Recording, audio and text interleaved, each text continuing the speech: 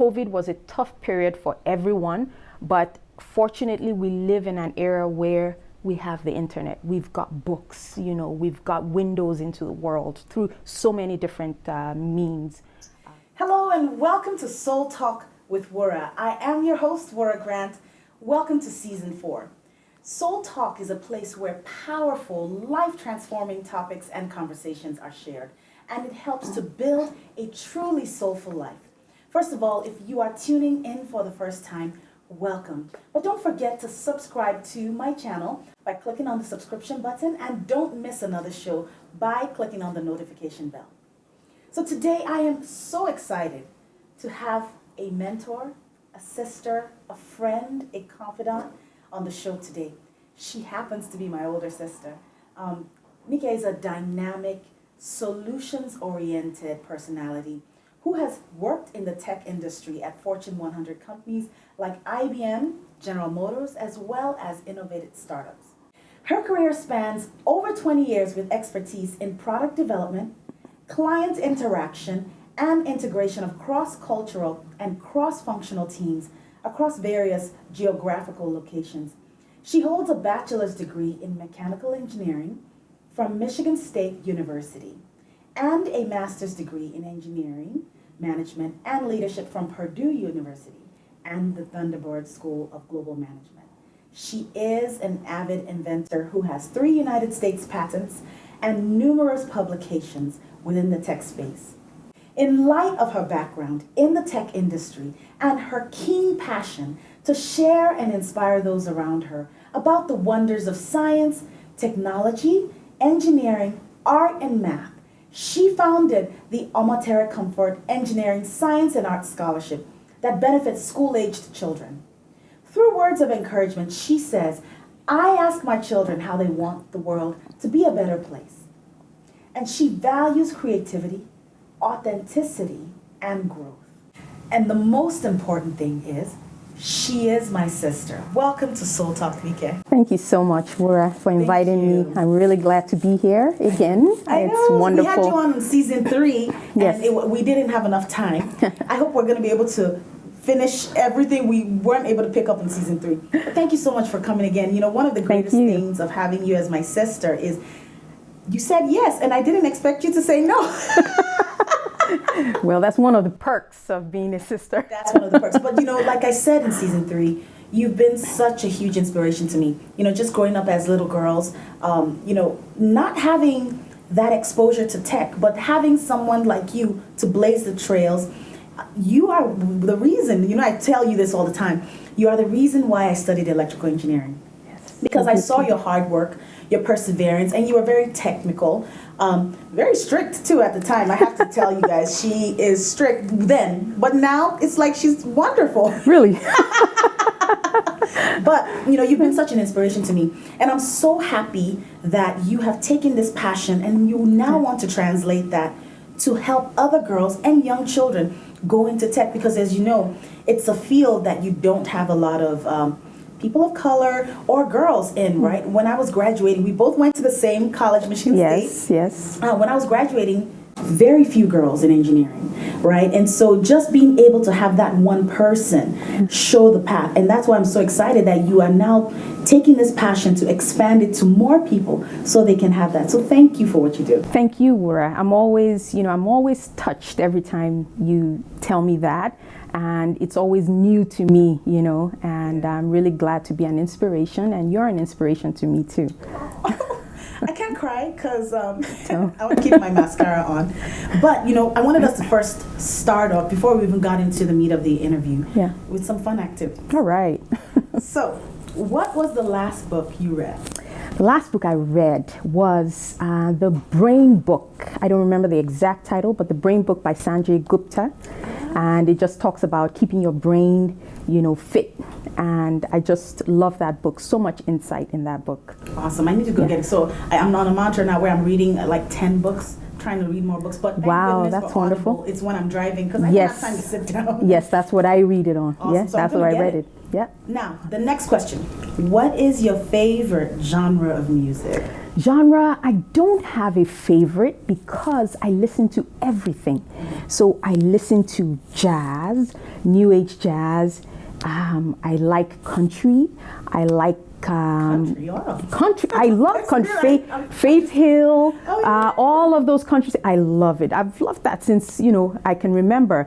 I just I love beautiful music. I love music that touches the soul, that speaks to the soul. When you hear music, it touches you, and it has a feel to it, every genre of music, and I just love that about music. And so. we come from a very musical background, yes, right? Yes. Our mother played the piano for years. Absolutely. In the church, and then she had concerts.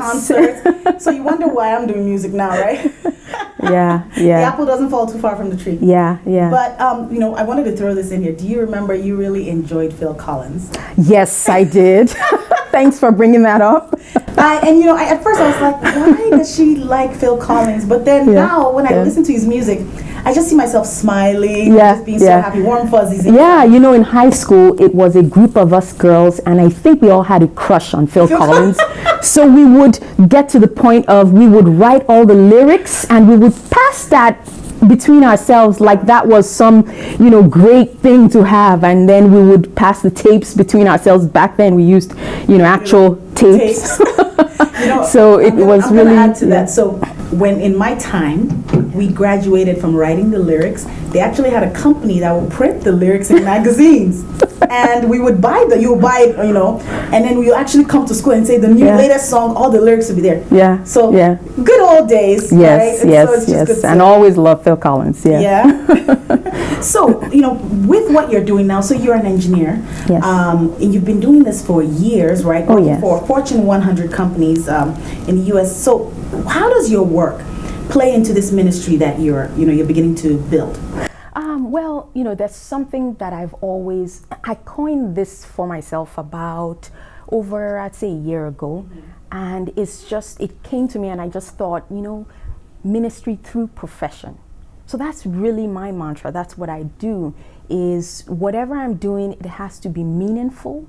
And really, I'm just trying to do my ministry in whatever way that is, whether it's touching people, whether it's helping kids, whether it's sparking interest in different things, it's ministering to people through my profession. So that's really, my motto and what I go on. Yeah. That's so beautiful. So, you are a phenomenal mother. Thank you. Very talented kids. One who is like one of my first fans when I started doing music. Yes. So what is your philosophy on raising kids? Now we have situations where, parents were busy working. Yeah. 2020 was a year that really tested every parent's capability of parenting. Absolutely. And so, what is your philosophy of raising kids, especially aligning them in the path of tech? So my philosophy is just, for example, how I raise my kids is I don't ask them what they want to become. I ask them how they want to change the world. And the nice thing about that is when I ask that question, I get a whole more in return. So I get I want to become an engineer, I want to become this, a doctor, that. However, I also get, I want to change this about the world. I want to help this, situation get better, those kinds of things. So I think it really helps the kids, become global citizens when they can have that empathetic view of what they want to become, engineering, helping others, and that's what I really love to instill in them. So, I think that's the best thing. And we have to, spark the interest in kids, just help them grow. And, there's someone I really respect a lot and I listen to a lot. His name is Neil deGrasse Tyson. And he talks a lot about just sparking the interest, of kids, or people in general, in science and technology. He's an astrophysicist, by the way. So it's just, I listen to him a lot, and he talks about that, about bringing that into, teaching kids how to think, how to decipher, the world around them, the challenges around them. Awesome. And that's what I like is, from what we learned historically, our parents, they did their best, but, trying to push the kids into what we thought Yeah. was the trend or what the best careers were. Yeah. I like that philosophy of allowing them to discover who they are. Like my daughter likes drawing, so I don't discourage it. I'm like, what do you need to enjoy? And I see the drawing is growing into different things. It's sparking into her ability to analyze shapes and things like that. So I totally agree with that. Absolutely. Yeah. Awesome. So, one thing that I picked up on with Omoterra Foundation is that you want to begin to Encourage and grow kids to follow the path of STEM. But the first thing I wanted you to clear up is, what is the difference between STEAM or STEM? Okay, so STEAM is pretty much, it was, derived from STEM, right? STEAM is science, technology, engineering, arts and math. So it's just the infusion of arts into this whole, sort of area, that we've been looking into. So STEM was coined somewhere around 2001, and it's just teaching kids how to relate to the world through the eyes of all these different, fields and industries, and helping them to have a well-rounded, knowledge of the world around them. So that's what STEAM is. And one example I'll give regarding that is just to help understand why did we infuse art into that. If you remember Steve Jobs, the former Apple founder,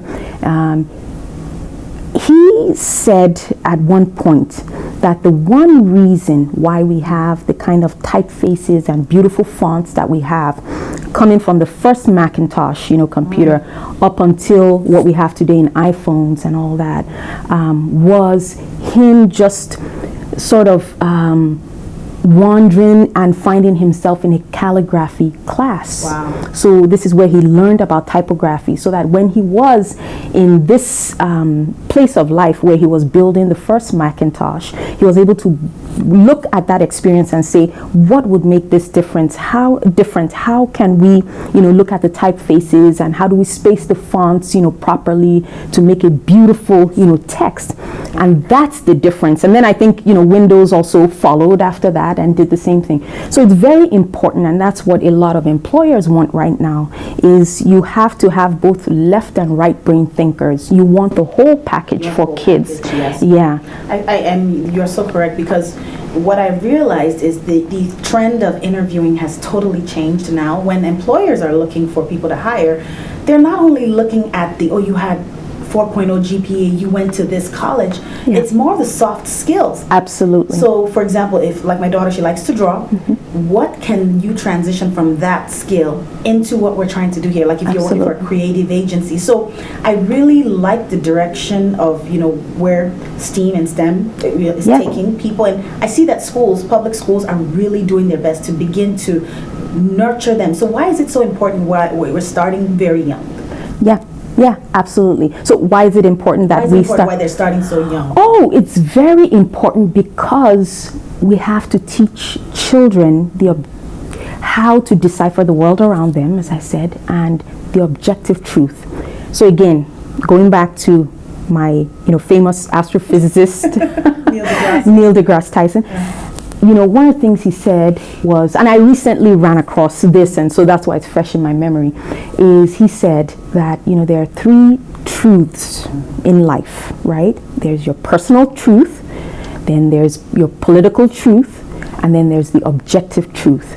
And the objective truth is true whether you believe it or not, Now, what we need to do is draw kids closer to that objective truth, so that they use that objective truth to make decisions around them, for their communities, for themselves, and for the world at large. Wow. So this is what we need to really be moving them towards, so that they are versed in collecting data, and a collection of data that becomes information, and then they gain knowledge from that, and knowledge becomes wisdom. Absolutely. So it's very important that we start them early to look at the world around them as their oyster, and so they can ask questions and be curious about the world It's very important.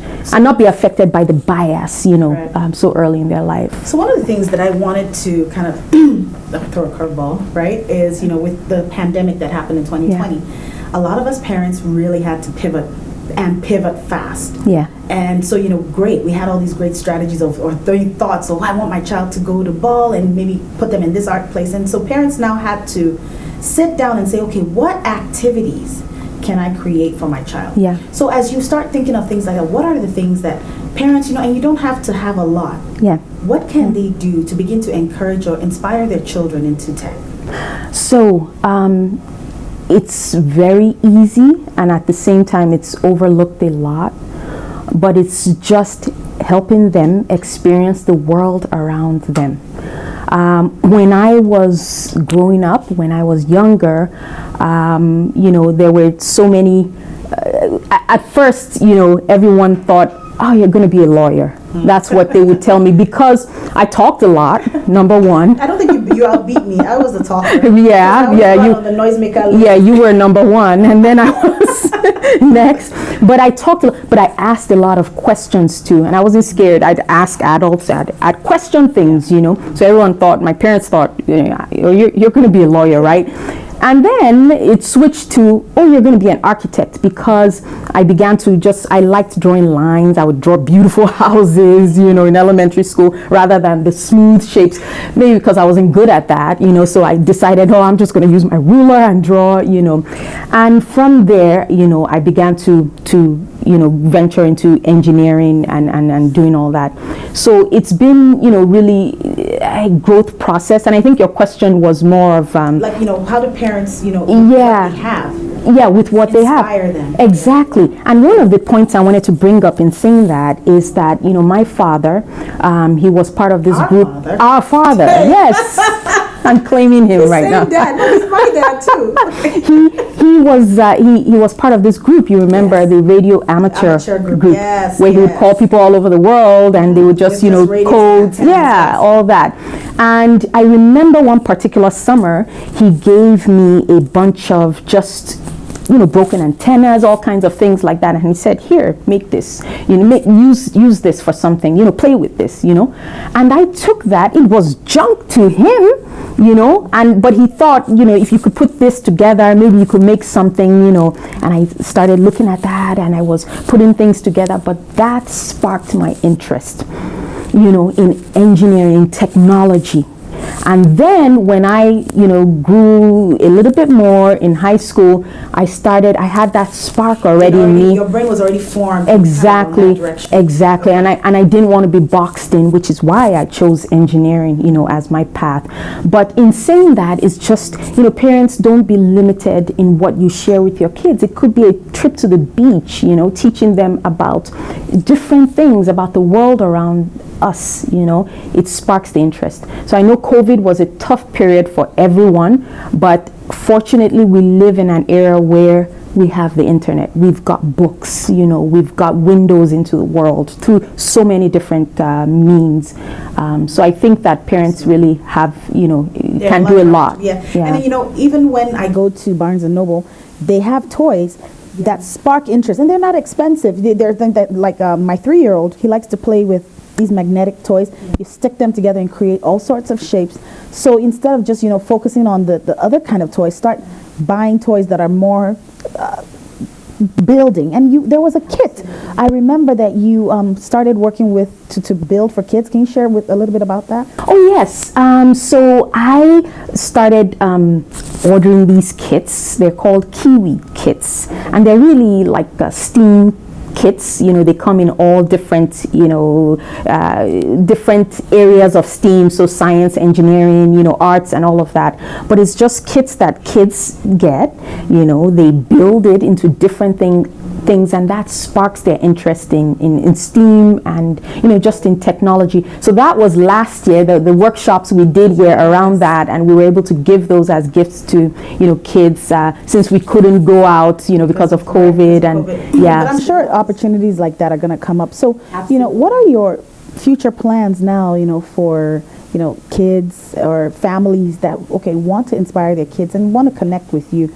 to kind of get that going? Absolutely. They can join me at OCScholar.com. That's OS and scholar.com. and scholar.com. They can join me there. We partner with schools at different times, and we give scholarships to kids. But for the scholarships, we have the kids perform different tasks that help with their science, rational thinking, building, knowledge building, all those kinds of things. So those are competitions. But we're also going to be doing a series of workshops. One of the workshops we're going to be working on throughout this year is an invention workshop. That it's been one of the things that sparked me to build this scholarship to where it is today. My daughter, especially, both my kids, but my daughter was a big inspiration for that. Since she's been 4 or 5 years old, she's always had an inventor's book.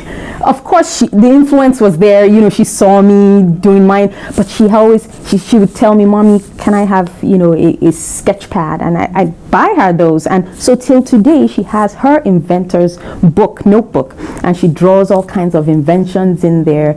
And I wanted to share that, and for her to be able to share that and have other kids join in with that. And so that's part of the reason why we're actually doing this again this year with Inventors Club and things like that. So those will be offshoots of the OC Scholarship. Wow, beautiful. So let me ask this question. What do you do just on a normal day for fun? Apart from, the tech stuff, and so what is that thing that is not techie about Nikki? Because and I'm your sister, but sometimes I have to think, what does she do that is not books related? I am so, it's funny to me because a lot of people do have that opinion of me. Oh, does she have fun? Yes, I do.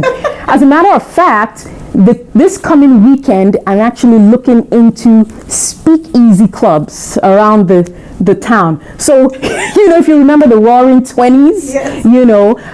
They had these speakeasy clubs, and they were like secret clubs, where people would go and have fun. And, I've always loved different eras, so sometimes I love looking at the Victorian era and different things like that. And so one of the things I like to do is just experience different things, So that's one of the things on my list, for the coming months. But I do a range of things. I love arts and crafts. I love interior decoration. That I know. I don't have a bored moment, and even when I have bored moments, I'm aware of the moment. So I'm either resting and I'm aware that I'm resting, or I'm thinking about something else. What's next? Got it. So while we're closing out, do you have a word of encouragement either for a parent or that student or that person that really wants to, well, I guess it's a question.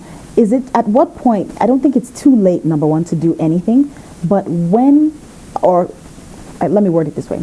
What words can you share to encourage, inspire, say, how to get into tech and just, if they want to go that direction? So what would you say? Yeah, I would say, maybe this is more geared towards the older, kids or adults. It's, just basically have mentorship and sponsorship, especially if you're going into the corporate world.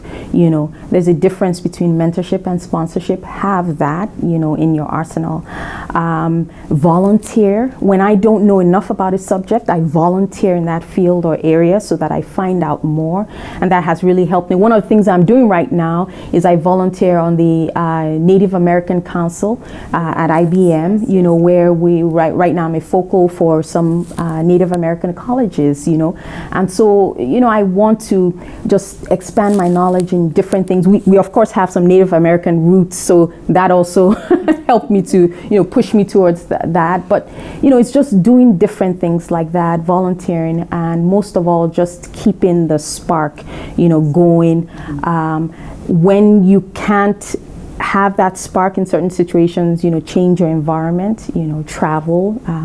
I've traveled to a couple of different countries, and I've loved, the experiences, just, I've been traveling since I was, I think, 8, well, for all my life, but by myself, since I was 8, and it's just been great finding out about the world. Different culture. Different culture. You experience different things. It sparks different areas of your brain when you immerse yourself in different cultures, I remember one of the most beautiful cultures that I experienced was traveling to Russia, and before I traveled to Russia, all I knew about Russia was just about the Soviet Union, communism, that sort of thing. But when I visited that, I found out so much. Culture. The history is just beautiful, and they have so many beautiful monuments. I went to the Black Sea there.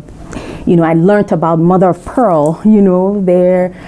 So many other things, I learned about Peter the Great in St. Petersburg and the beautiful garden there. So many things.